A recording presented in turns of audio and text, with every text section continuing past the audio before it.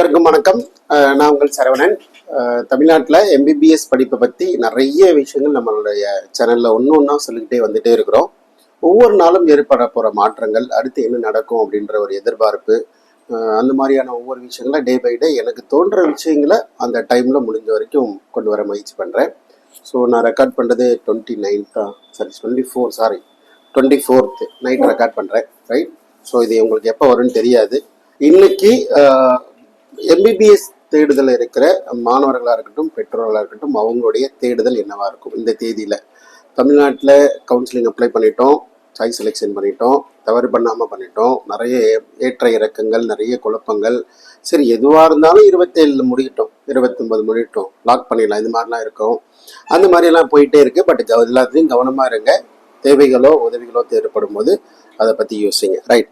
So இந்த வீடியோவில் நான் கவர் பண்ணலாம்னு நினச்சது, டீம்டு யூனிவர்சிட்டியோட ரிசல்ட்டு நைட்டு வந்துச்சு. அதாவது நேற்று நைட்டு ஒரு 11 o'clock அந்த மாதிரி 10 o'clock அந்த மாதிரி டைமில் கொடுத்தாங்க. ஸோ மேபி எனக்கு அந்த டைமில் வந்துச்சு. இப்போது இன்னைக்கு என்ன பண்ணாங்கன்னா, ஒரு 43 மாணவர்களை டீபார் பண்ணிவிட்டு திரும்ப எகெயின் ஒரு ரிசல்ட்டு கொடுத்தாங்க. ரிசல்ட்டு கொடுத்த போது இருக்கிற மாற்றங்கள், இப்போ இருக்கிற மாற்றங்கள் எல்லாத்தையும் பற்றியுமே ஒன்று பெருசாக உங்களுக்கு நான் எக்ஸ்பிளைன் பண்ணிடலாம். அதாவது எவ்வளோ இடங்கள் அலாட் ஆனிச்சு, ஒவ்வொரு கல்லூரியிலும் எவ்வளோ இடங்கள் இருக்குது, எவ்வளோ இடங்கள் வரைக்கும் அலாட் ஆயிடுச்சு, சரிங்களா? அடுத்து நம்ம இதற்காக வெயிட் பண்ணலாமா, வெயிட் பண்ணக்கூடாதா, டோட்டலாக இருக்கிற இடங்கள் மொத்தமாக எவ்வளோ இருக்க வாய்ப்புகள் இருக்குது, நம்ம இந்த டீம்டு யூனிவர்சிட்டியை நம்பி இருக்கலாமா? நிறைய மாணவர்கள் முதல் ரவுண்டில் கலந்துக்க வேண்டாங்க, அடுத்த ரவுண்டில் பார்த்துக்கலாம், தமிழ்நாட்டில் இருக்கிற வர அலாட்மெண்ட் வச்சு யோசிச்சுக்கலாம், அடுத்த ரவுண்டில் பார்த்துக்கலாம் அப்படின்னு நீங்கள் வெயிட் பண்ண அந்த கேப்பில் தான் குறைவாக மார்க் இருந்த நிறைய மாணவர்கள் உள்ளே வந்து அவங்க இடத்தை தக்க வச்சுக்கிட்டாங்க. இங்கே ஆல்மோஸ்ட் நிறைய மாணவர்களோட இந்த ரிசல்ட் அனாலிசிஸ் எல்லாம் பார்க்கும்போது எனக்கு என்ன மாதிரியான ஒரு சில கமெண்ட்ஸ்லாம் தோணுது அப்படின்னா,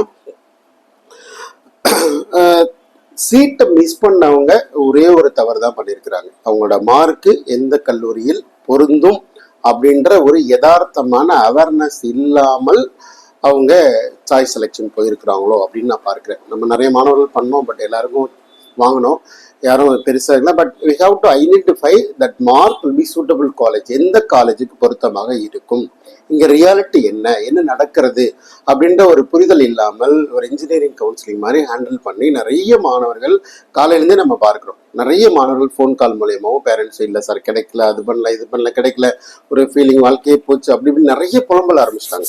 ஸோ டீம்டு யூனிவர்சிட்டியில் சீட்டு கிடைக்காதுலாம் மிகப்பெரிய அறுதி கிடையாது. அவங்க வந்து அதை சாதாரணமாக எடுத்துக்கொள்ள வேண்டியதான். இனிமேலும் சீட்டு வேணுமா, அதற்காக நிறைய வாய்ப்புகள் இருக்குது. தாராளமாக தொடர்ந்து ஃபாலோ பண்ணுங்க, சரிங்களா? பார்க்கலாம். ஸோ மொத்தமாக நான் ஒவ்வொரு கல்லூரியிலும் எவ்வளோ இடங்கள் வந்து அலாட் ஆனிச்சு அப்படின்றத பற்றி நம்ம தெளிவாக சொல்ல போகிறோம் இந்த வீடியோவில். நம்பர் 1, ராமச்சந்திரா மெடிக்கல் காலேஜில் 250 இடங்கள் இருக்குது. ஒரு சீட் வேக்கண்ட் இருக்குங்க. 249 இடங்கள் அலாட் ஆயிடுச்சு.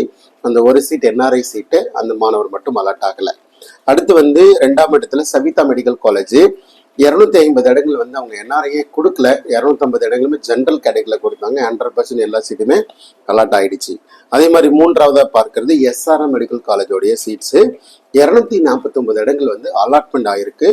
ஒரே ஒரு ஸ்டூடெண்ட் மட்டும் என்ஆர்ஐ ஸ்டூடெண்ட் அலாட் ஆகலை. அதே மாதிரி ஸ்ரீ பாலாஜி மெடிக்கல் காலேஜ் குரோம்பேட், அதில் வந்து மொத்தம் 244 இடங்கள் வந்து ஃபில் ஆயிருக்கு, சரிங்களா?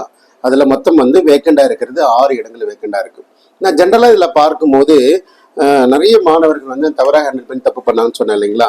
அடுத்து வந்து பார்க்கும்போது எல்லாருமே பேமெண்ட்லாம் செலவு பண்ண ரெடியாக இருக்கிறேன். அதுவும் முக்கியமாக குறைவான ஃபீஸ் ஸ்ட்ரக்சருக்கு அதிகமான முக்கியத்துவம் கொடுத்ததை நான் நிறைய பார்த்துருக்கிறேன். ஸோ எனக்கு சீட் அலாட்மெண்ட் வேணும், எங்கேயும் தப்பு நடந்தக்கூடாது, சீட்டு வேணும் அப்படின்றவங்க உடனடியாக நம்ம ஒரு பெய்டு கவுன்சிலிங் ப்ராசஸ் பண்ணி கொடுக்குறோம். தாராளமாக தொடர்பு கொண்டு நேரில் வந்து பார்த்து அதை தக்க வச்சுக்க முயற்சி பண்ணுங்க.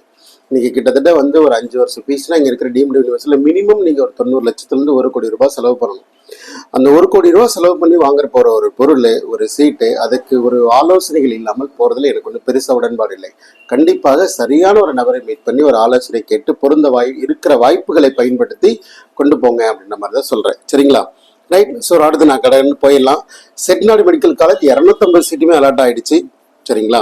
அதே மாதிரி ஏசிஎஸ் மெடிக்கல் காலேஜில் 212 சீட் அலாட் ஆகிடுச்சு. ஸோ 38 அவங்க என்ஆர்ஐ சீட்ஸு, என்ஆர்ஐ மாணவர்களுக்காக அந்த சீட் வச்சிருக்கிறாங்க. மீனாட்சி மெடிக்கல் காலேஜ் 212 சீட்டுமே அலாட் ஆகிடுச்சு. இது என்ஆர்ஐ மாணவர்களுக்கான seat, 38 seat வேக்கண்டு. Sathya Sai medical college 250 சீட்டும் ஃபில் ஆகிடுச்சு. சாரி 249 சீட் ஃபில் ஆகிடுச்சு. ஒரே ஒரு சீட் மட்டும் வேக்கன்ட் இருக்கு. அது வந்து என்ஆர்ஐ சீட்டாக இருக்கும்னு எதிர்பார்க்குறேன். விநாயக மிஷன் காலேஜ் அது வந்து பார்த்தீங்கன்னா 150 சீட் என்ஆர்ஐ சீட் எதுவும் கிடையாது, 100% ஃபில் ஆகிடுச்சு. வேல்ஸ் மெடிக்கல் காலேஜ் 145 சீட்டு ஃபில் ஆகிருக்கு, 5 சீட்டு என்ஆர்ஐ சீட்டாக இருக்கும், அதனால் ஃபில் ஆகலை. சரிங்களா? அதே மாதிரி பாரத் மெடிக்கல் காலேஜ் 150 சீட்டுமே ஃபில் ஆகிடுச்சு. அதே மாதிரி லலிதாம்பிகை மெடிக்கல் காலேஜ் 129 இடங்கள் ஃபில் ஆகிருக்கு. மீதி ஒரு 21 இடங்கள் என்ஆர்ஐ மாணவர்களுக்காக வெயிட்டிங்கில் இருக்குது. அடுத்து JR medical college new college நிறைய பேர் எதிர்பார்த்து பார்த்துடலாங்க அப்படின்னு எதிர்பார்த்த காலேஜில் அவங்களுடைய சீட்டு 100% சீட்டு ஃபில் ஆகிடுச்சு. ஆல்மோஸ்ட் ஒரு 310 மார்க் வரைக்கும் போயிருக்கு. அதுக்கு கீழே ஒருத்தர் கூட வரல. ரைட். அடுத்து வந்து பார்த்தீங்கன்னா மகாத்மா காந்தி 232 இடங்கள் ஃபில் ஆகிடுச்சு. என்ஆர்ஐ சீட் ஒரு 18 சீட் வேக்கன்ட் இருக்கு. ஆறுபடை வீடு 150 சீட்டுமே ஃபில் ஆகிடுச்சு. லக்ஷ்மி நாராயணா 250 சீட்டும் ஃபில் ஆகிடுச்சு. விநாயக மிஷன் காரைக்கால் 150 சீட்டும் அலாட் ஆகிடுச்சுங்க. சரிங்களா? ஸோ நீங்கள் என்ன தேடி இது வந்திருப்பீங்களா, எவ்வளோ அலாட் ஆகிருக்குன்றதை நான் உங்கள்கிட்ட கன்வே பண்ணணும். சரிங்களா? இதுக்கப்புறம் சீட் வேக்கன்சி, எவ்வளோ சீட் வேக்கன்சி வரும், அந்த மாதிரியெல்லாம் இவங்க எந்த மாதிரி போய் ரிப்போர்ட் பண்ண போகிறாங்க, எவ்வளோ மாணவர்கள் ரிப்போர்ட் பண்ண போகிறாங்க, எவ்வளோ ஃபீஸ் ஸ்ட்ரக்சர் வரும், அவங்களுக்கு செலவு இருக்கா. ஏன்னா முதல் ரவுண்டை பொறுத்தவரை எல்லாருமே ஒரு ஜாலியாக என்ன பண்ணுறது, நானும் 2 லட்சம் பணம் கட்டியிருக்கிறேங்க, அதில் நானும் 2 லட்சம் பணம் கட்டியிருக்கிறேன்.